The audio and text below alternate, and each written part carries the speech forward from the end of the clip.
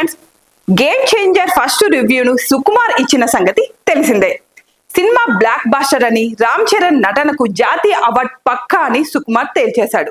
ఇక చిరంజీవి సైతం ఇదివరకే సినిమాను చూసేశాడట. ఇక ఫైనల్ కట్ మిక్సింగ్ తో చూసేశాడట. సినిమా అద్దిరిపోయిందని, సంక్రాంతికి మామూలుగా కొట్టడం లేదని దిల్ రాజు తో అన్నాడట. తాజాగా దిల్ రాజు ఈ విషయాన్ని కూడా విజయవాడ ఈవెంట్ లో చెప్పేశాడు. రామ్ చరణ్ భారీ కట్అవుట్ ను ఆర్సీ యువశక్తి విజయవాడలో లాంచ్ చేసిన సంగతి తెలిసిందే. ఈ కార్యక్రమంలో దిల్ రాజు మాట్లాడుతూ గేమ్ చేంజర్ గురించి ఎన్నో విషయాలు చెప్పాడు. ట్రైలర్ తన ఫోన్లోనే ఉందని అన్నాడు. కానీ అది ఆడియన్స్ వద్దకు రావాలంటే ఇంకాస్త టైం పడుతుంది అని చెప్పాడు. జనవరి 1న కొత్త సంవత్సరం సందర్భంగా ట్రైలర్ చూద్దామంటూ హింట్ ఇచ్చాడు. ఇక పవన్ కళ్యాణ్ ఇచ్చే డేట్ ను పట్టి 4 లేదా 5వ తేదీన game changer pre release event నిర్వహిస్తామని తెలిపాడు.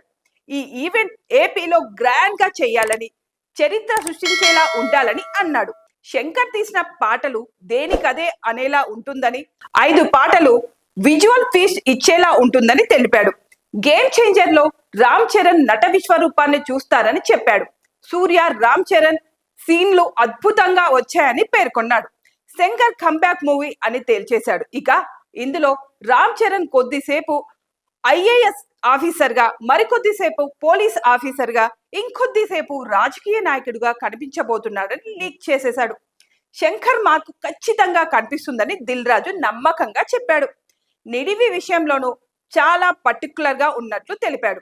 అందుకే శంకర్ తో మాట్లాడి 2 గంటల 45 నిమిషాలు మాత్రమే ఉండాలని అంతే కట్ చేయించుకున్నాడట.